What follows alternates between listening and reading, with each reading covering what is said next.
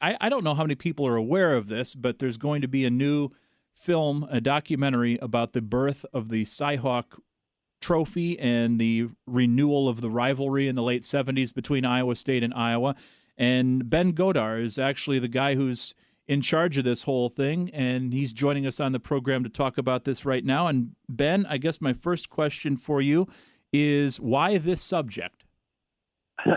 Well, it's a story that I've known for a number of years, and I just feel like it's such a great story. The fact that this well-known trophy for this huge rivalry in our state was created by just kind of a group of ordinary guys. But I also think it's not a real widely known story, and so I just kind of being a filmmaker myself, I just kind of thought hey boy, somebody should make a film out of this, and I guess it should be me. So.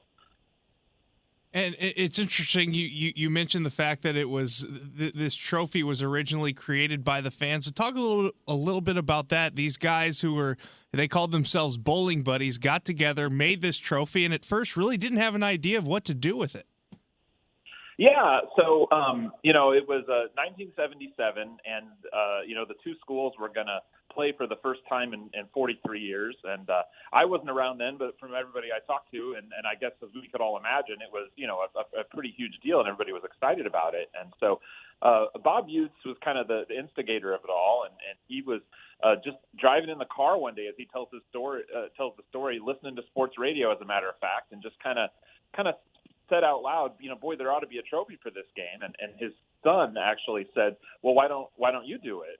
And so that was the spark. And, he had a group of guys who, they had a bowling team together, and, they played cards. I mean, they were more or less drinking buddies, if you want to get right down to it. And so he kind of approached them and said, hey guys, what do you think about this idea? And they said, oh, that's a great idea. Let's do it.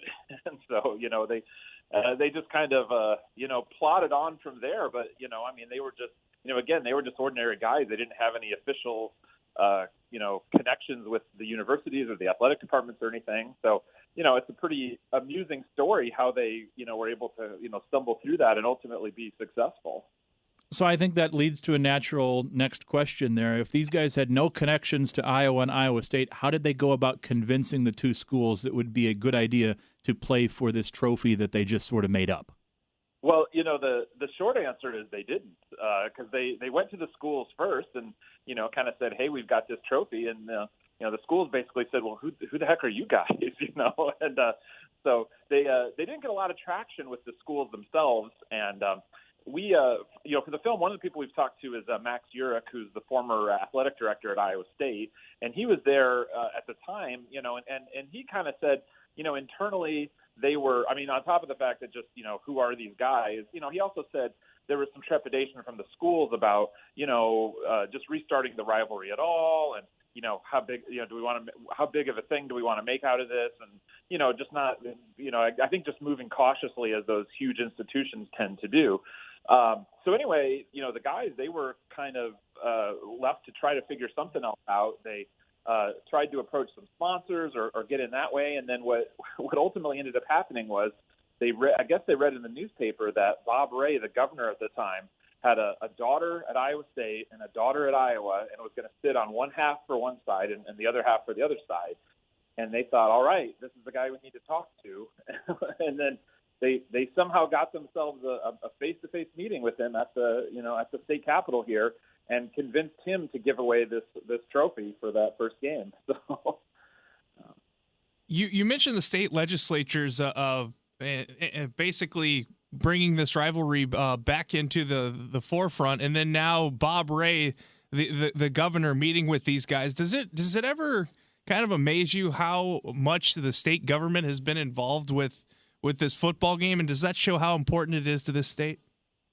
Oh, absolutely. And that's one of the things that really, to me, just kind of lets you know what the atmosphere was like during that 43-year period where they weren't playing. There were multiple, attempts by the legislature to pass resolutions, some of which passed and things like that, essentially, ordering the schools to renew the rivalry. Now, it seems like it was, it's not, these things weren't necessarily binding, or they didn't necessarily, have that power to make the schools do this, but just the fact that it rose up to that level, and that the state government did get involved trying to make this thing happen, it really lets you know just how desperate fans throughout the state were for this game to be played during all those years when it wasn't played. Ben Godar joining us, discussing Birth of the CyHawk, the new documentary film that he's working on.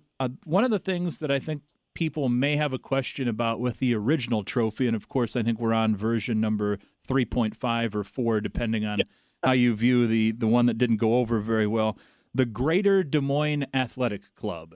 Is that an actual organization, or is that something that these guys that were trying to come up with the trophy just made up on the spot to give themselves a little more credence? More that.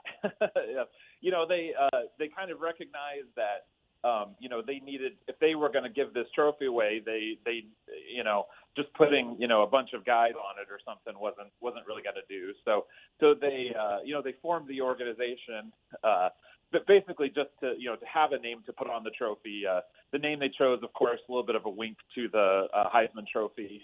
More or less it's something that they made up. But they did officially, they were formed an LLC or whatever, and kind of went through all the the legal stuff on that. And I think at one point they even considered trying to maybe sponsor some other kind of athletic related things, but ultimately it was pretty much just the trophy. I guess just ballpark here, but how many times did these guys get turned down before they got that meeting with the governor? Oh man, I mean I think it was probably a good dozen times, because they began working on it about a year ahead of the game, because it was cemented on the schedule and everything, for I think 2 years before the actual game was played. So everybody knew it was coming, and so from kind of having the idea, and then they kind of designed the trophy. They worked with a trophy shop in Des Moines, and then the trophy was built at a place in Chicago, but they kind of picked out how it would look and everything. Of course, they all pitched their own money in to have the trophy, the trophy built. I believe it cost $500, which in 1977, $500 is not an insubstantial amount of money. So they did all that, and then kind of started working their way through with the schools first, and then I know they went to places like the Des Moines Register and some other kind of sponsor type places they thought might be interested, and they was pretty late in the game, and they had pretty much struck out when they got the meeting with the governor. It was really kind of their last chance Hail Mary. So we're all lucky that it worked out. Speaking of massive amounts of money, putting a film together, I imagine, is no easy feat or cheap for that matter. So how are you going about funding this little endeavor? Well, I'm glad you asked, and it's we were able to raise a little bit of money early on, just from kind of more or less friends and family type, people who knew the story, and myself and several of my crew have done a lot of the production already and the filming already as somewhat of a labor of love, but we're really moving into post-production now, and if you're familiar with the filmmaking process, a lot of costs kind of come in that post-production phase. So we are right now running a crowdfunding campaign on Indiegogo to raise the money to push us through and hopefully get us through post-production. So I definitely encourage anybody who's a fan of the series, anybody who would just want to see this film, to go check us out there on Indiegogo.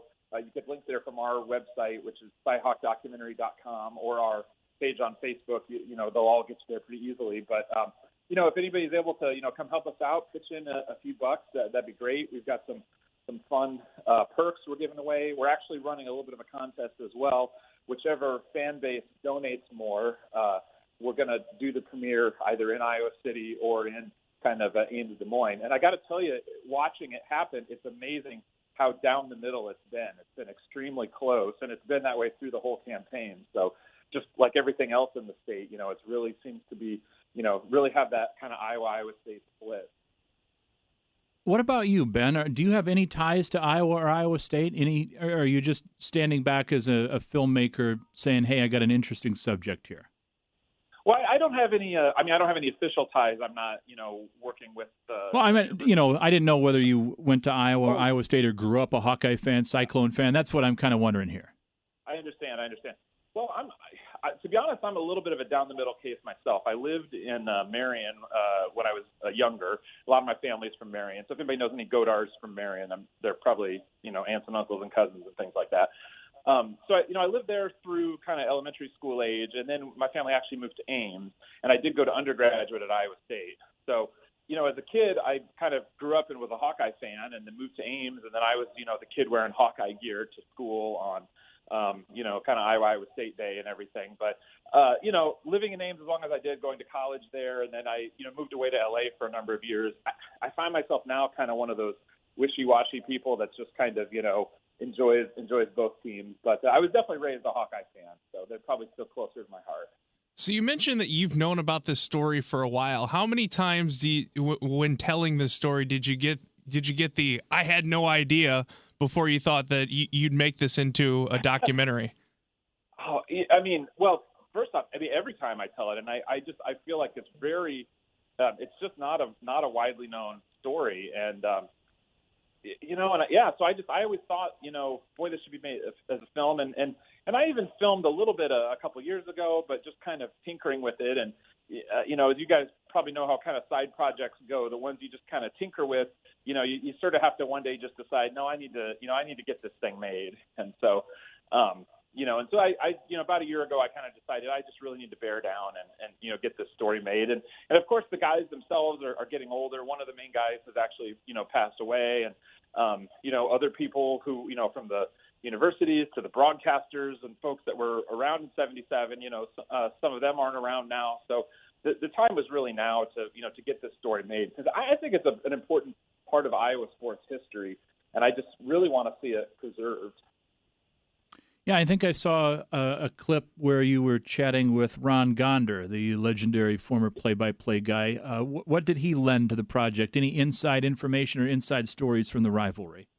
Oh my gosh, Ron was amazing to talk to, and I don't know how. I'm sure you guys have had the chance probably to talk to Ron over the years, and but we went to his house, and he has notebooks where he took handwritten notes for every game that he called in his life, which just, thousands of games. It's unbelievable. So in addition to just his memory, just kind of off the cuff of it, which was amazing, he was able to go back and look in his, look in his notes for that first game in 77. And, we also talked to him just kind of about the series overall as well, because of course he was broadcasting, well into the, late 90s, I believe. So, he watched a number of games in the series and kind of saw just some of the dynamics as they've changed over the years. Obviously, he had kind of competitive years early on, and he had that big long run of Iowa dominance, and then, back to in the modern era, more of a competitive series. But, one thing from that first game that he really stood out to him was that, Iowa State came out and their jerseys actually said "beat Iowa" on them for that first game. And so, and that was something that, he had actually, Dan McCarney, who we spoke to as well, who was an assistant coach at Iowa at that game and on the sidelines, he kind of mentioned that too. It really kind of it sounds like it just sort of shocked everybody in the stadium when they came running out in those jerseys. So, but yeah, Ron provides some great insights and some really great history in the film as well. Yeah, I don't think the beat Iowa jerseys worked for Iowa State that day, but the series has been pretty interesting here the last couple decades. Hey, before we let you go, ballpark idea. I know you mentioned you're in post-production on this, but are you looking to maybe try to get this out right around football season, right around this year's game? Is that the target date? That's absolutely our goal, is to have it ready to do some statewide screenings, in that lead up to this year's game. We've had some talks about a statewide television broadcast, which is not finalized, but we're hoping we can make that happen as well. But, one way or the other, we're definitely going to make this film available for, people throughout the state to see it and enjoy it. One last time, what was the website if people are interested in contributing? Yep. So they can go to Indiegogo, which is Indiegogo is like Kickstarter if you're not familiar with it, and search for CyHawk documentary there. They can also just link from CyHawkDocumentary.com, or we're also on Facebook at CyHawk Documentary. Great stuff, Ben. Good luck, and I'm looking forward to watching the finished product hopefully sometime this September. Absolutely. Thank you so much. Great talking to you guys. Ben Godar, the documentary filmmaker, the birth of the CyHawk series documentary coming soon to a theater near you in perhaps Iowa City. If Hawkeye fans can raise more money, then I think that was the most interesting part in reading up on this project before we got rolling here, is that they're having a fun way of pitting the two fan bases against one another on where they're going to premiere the movie. Well, I look at the story and I say, if you want to know how much this rivalry is driven by the two fan bases, none other than the fact that the trophy was created by the fans shows that. So I had no idea the origination of this trophy, but what an interesting story. See, we